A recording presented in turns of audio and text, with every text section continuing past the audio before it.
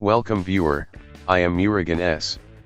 This video tutorial describes how to disable and enable search highlights in Windows 11.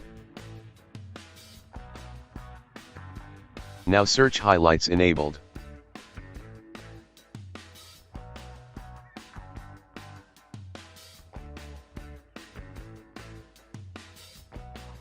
Click search area, click 3 dots, click search settings.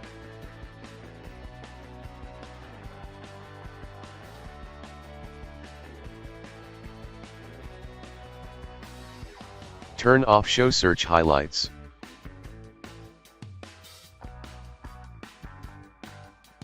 Now search highlights disabled. You can also enable search highlights using same procedure.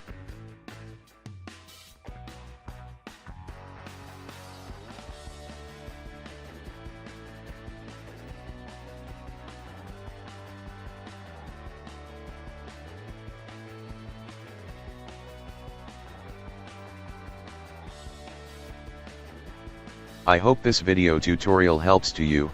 Please like, share and don't forget to subscribe my channel. Thank you very much. See you next video.